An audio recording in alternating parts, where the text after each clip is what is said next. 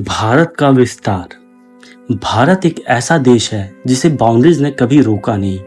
हमारी सभ्यता, हमारी सोच हमेशा बॉर्डर्स के पार गई है। लेकिन आज हम एक ऐसे मोड़ पर खड़े हैं जहां एक सवाल बहुत जरूरी है, विल इंडिया जस्ट डिफेंड और विल इंडिया नाउ एक्सपैंड। आज की दुनिया में बॉर्डर सिर्फ ज्योग्राफी से नहीं बल्कि स्ट्रैटेजी, पावर और विजन से बनती है, और भारत अब रेडी है। The historical foundation. प्राचीन भारत के बॉर्डर्स अफगानिस्तान से म्यांमार तक थे। मौर्य, गुप्त, चोला, ये वो एम्पायर्स थे जो सिर्फ लैंड पर नहीं समुद्र पर भी राज करते थे। चोला नेवी ने अपना प्रभाव इंडोनेशिया तक फैलाया था।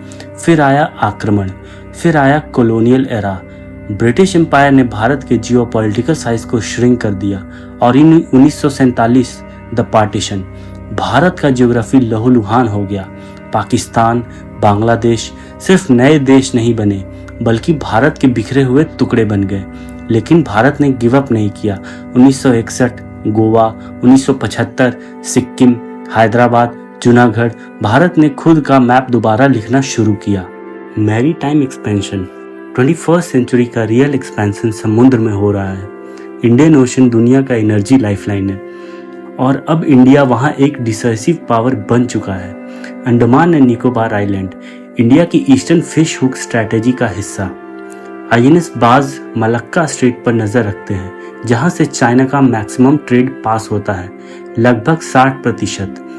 वेस्ट में INS Jatayu on Minicoy island. This is India's western fish hook dominating the Arabian Sea. Technology and military readiness.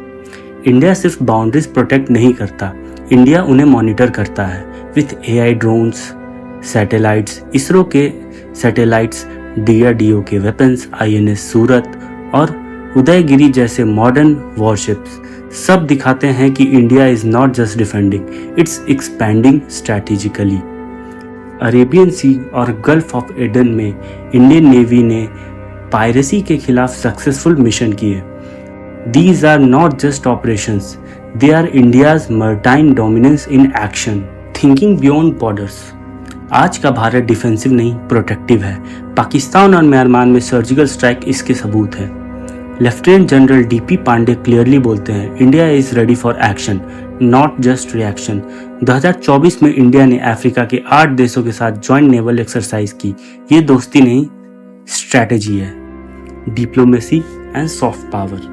India सिर्फ आर्मी से नहीं, डिप्लोमेसी और कल्चर से भी एक्सपैंड करता है। मालदीव्स, श्रीलंका, मॉरिशस अब फिर भारत के ऑर्बिट में आ रहे हैं।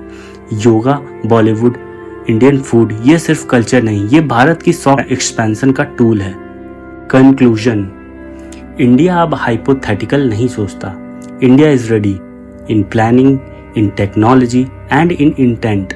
ये एक्सपेंशन इंपेरियलिज्म नहीं है, ये बैलेंस और स्टेबिलिटी का एक्सपेंशन है। So the question is not India should expand, the question is how far will India go.